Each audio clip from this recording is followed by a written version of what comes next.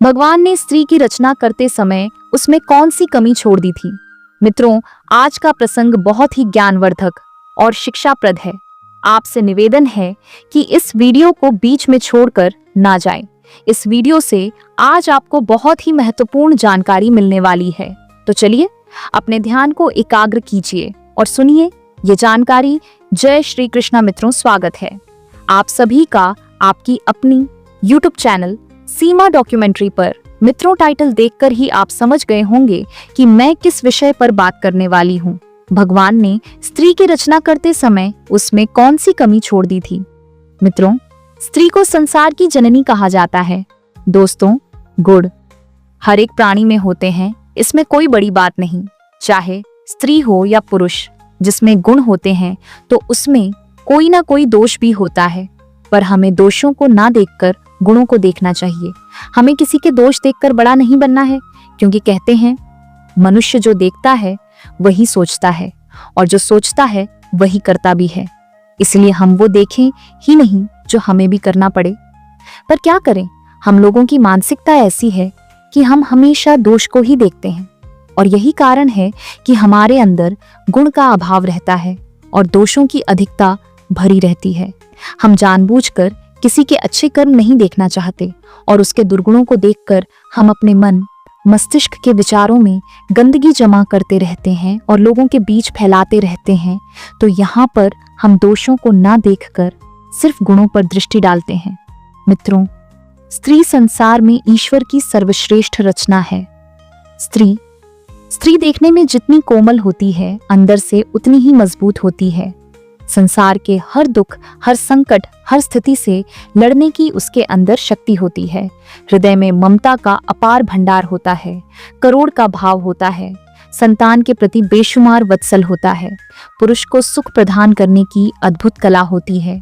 स्त्री मानव और मानवता की रक्षक होती है। इसीलिए हमारे देश में स्त्री को देवी कहा जाता है, उसकी पूजा की जाती है। कहते हैं जिस घर में स्त्री की पूजा होती है वहां देवता हर समय निवास करते हैं। जहां स्त्री का अपमान होता है, उसे सताया जाता है, उस घर में कभी सुख शांति नहीं रहती है। उस घर में कभी देवी देवता का निवास नहीं रहता है। घर में लक्ष्मी का आगमन स्त्री पूजा से ही होता है। इसलिए आपसे निवेदन है कि स्त्री को कभी तुच्छ न समझे। स्त्री ही पुरुष की शोभा है, स्त्री से ही घर बना है।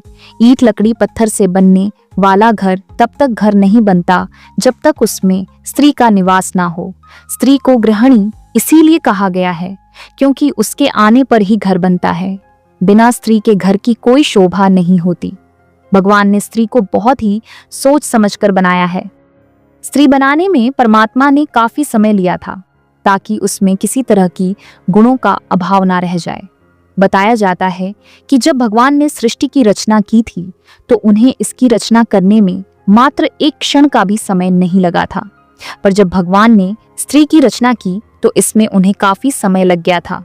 स्त्री की रचना करते करते जब भगवान को कई दिन बीत गए परंतु वह पूरी तरह बनकर तैयार नहीं हो पाई, तो यह देखकर भगवान का एक सेवक भगवान से यह बात पूछने के लिए विवश हो गया।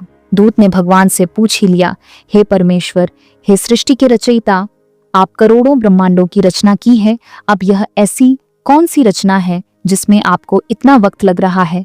तब अपने सेवक के प्रश्न का उत्तर देते हुए भगवान कहते हैं, हे पार्थ, यह मेरी सर्वश्रेष्ठ रचना है। इसे दुनिया में स्त्री नाम से संबोधित किया जाएगा। इसके अंदर मैं अपार गुणों को प्रतिष्ठित कर रहा हूँ ताकि हर कम के लिए मुझे पृथ्वी पर ना जाना पड़े। मेरी संरचना के कई रूप और कई नाम होंगे, लेकिन फिर से अपने आप को संभालकर एक नई जीवन का संचार करेगी।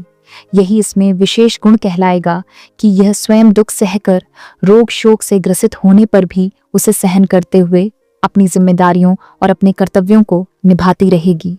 मित्रों, भगवान के मुख से स्त्री की सहनशीलता और कर्तव्य प्रहरता को सुनकर वो सेवक हैरान रह गया कि आखिर इसकी आकृति तो पुरुष की तरह है। 2 हाथ, 2 पैर, आंख, नाक, कान, मुख सब पुरुष के समान है। फिर ये अपने दोनों हाथों से इतना सब कुछ कैसे कर पाएगी? भगवान बोले, पार्थ, ये पुरुष के जैसे दिखती है, फिर भी इसके अंदर यह सब करने की क्षमता होगी, इसलिए इसे मेरी अद्भुत रचना कहा जाएगा। भगवान की बात सुनकर दूत ने उसे छूकर देखा कि देखें ये कितनी कठोर है, जो हर विपत्ति को सह सकती है। जब उसने उसे छूकर देखा तो वो बहुत कोमल थी। वह एकदम से हंस पड़ा।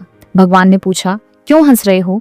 तब वो दूत बोला, प्रभु, आप कह रहे हो कि हर स्थिति से लड़ सकती है। मैं यह सोचकर हंस रहा हूं कि आपने बनाई तो बहुत नाजुक है, हर स्थिति से कैसे लड़ पाएगी। मैं तो सोच रहा था कि ये पुरुष की अपेक्षा बहुत कठोर होगी, पर इसे तो आपने फूलों की तरह कोमल बना दिया है। तब तक दूत ने देखा कि उस स्त्री रूपी रचना की गालों पर पानी की झलक थी। उसने उसके गालों पर हाथ लगाया तो सचमुच उसके गालों पर पानी की बूंदें थीं। दूत ने पूछा, हे प्रभु, इसके गालों पर पानी क्यों बह रहा है? तब भगवान ने कहा, इसकी आंखों से निकलने वाले आंसुओं का पानी है। ये पानी तभी निकलेगा जब ये अंदर से अपने आप को दुखी महसूस करेगी, जब इसके अंदर किसी तरह की वेदना होगी, चाहे वो शारीरिक हो या मानसिक। उस समय ये अपने दुखों को इन आंसू के द्वारा निकालकर बाहर कर सकती है। इसके मन की सारी पीड़ा, सारी भय आंसू का रूप लेकर बाहर निकल जाएगी और यह फिर से अपने आप को उतना ही मजबूत बना लेगी अपने दुखों को भूलने का। इसके पास यह सबसे अच्छा माध्यम होगा और इसकी ताकत भी होगी। यह अपने आंसुओं से अच्छे अच्छे को अपने आगे झुका सकती है। मित्रों, भगवान की बात सुनकर सेवक बोला, भगवान, संसार में एक अनमोल रत्न भेजा है और सच बात है मित्रों, स्त्री का त्याग, बलिदान, साहस और सहनशीलता वास्तव में अद्भुत और अकल्पनीय है। त्याग इतना बड़ा जो कोई नहीं कर सकता। किस प्रकार वो अपने माता पिता, भाई बहन, घर परिवार से अलग होकर विवाह करके किसी दूसरे पुरुष के साथ जीवन भर साथ रहने का प्रण करती है। जरा सोचो, यदि तुम अपने माँ बाप, भाई बहन, घर परिवार से कुछ दिन के लिए अलग हो जाते हो तो तुम्हें कैसा लगता है? वह तो अपने उन परिवारों से हमेशा के लिए अलग होकर जीवन भर तुम्हारे साथ रहने आई है, जिनके साथ वो खेली पली बढ़ी, जिनके साथ अनेक प्रकार की भावनाएं जुड़ी हुई थीं। उन सबको उसने कैसे छोड़ा होगा और फिर किस तरह एक अनजान स्थान पर जाकर, जहां उसका कोई परिचित नहीं होता, वहां वो रहकर जीवन की तलाश करती है। एक नए सिरे से खुशियों को एकत्रित करती है, उनमें ढलने का प्रयास करती है, उनमें अपना सुख दुख बांटती है। कई बार परिवार के लोग अलग तरह की सोच वाले मिल जाते हैं। उस समय उसका जीवन बड़ा ही कष्ट भरा होता है। उनके साथ रहने का प्रयास करती है। कई बार उनके बुरे आचरण के कारण जीवन का भी बलिदान करना पड़ता है। धन्य है नारी शक्ति, जो तुझमें विधाता ने इतने दुख सहन करने की सामर्थ्य दी है। हर महीने मासिक धर्म की पीड़ा को सहन करना। बच्चा जब उदर में आता है तब अनेक प्रकार की पीड़ा को सहन करते हुए जब बच्चे को जन्म देती है, उस समय भयंकर पीड़ा से गुजरना पड़ता है, जो साक्षात मृत्यु का दूसरा रूप होती है। उसके बाद बच्चे का जन्म सकुशल हो जाए तो वह सब पीड़ा को सहकर उसके लालन पालन में जुट जाती है और फिर अनेक कष्टों को सहकर उसके लिए अपने सुखों का बलिदान करना पड़ता है। खुद दुख सह लेती है और बच्चे को दुखों से बचाकर रखती है। यह त्याग और बलिदान बड़ा ही अद्भुत है। दूत ने कहा, तब तो यह रचना जरूर आपकी संपूर्ण रचना होगी। तब भगवान ने कहा, यह दिए की तरह अपना जीवन बिताएगी, जैसे दिए के नीचे अंधेरा रहता है और चारों दिशाओं को रोशन करता है। ऐसे ही स्त्री का जीवन है, जो अपने लिए तो कम, दूसरों के सुखों के लिए अधिक जीती है, दूसरे के सुखों के लिए खुद कष्ट सह लेती है। मित्रों, स्त्री वास्तव में ईश्वर के द्वारा दिया गया संसार को एक अद्भुत उपहार है। वह हर गुणों से भरपूर है। इसीलिए हमें कभी स्त्री का अपमान नहीं करना चाहिए, कभी उसे कष्ट नहीं पहुंचाना चाहिए।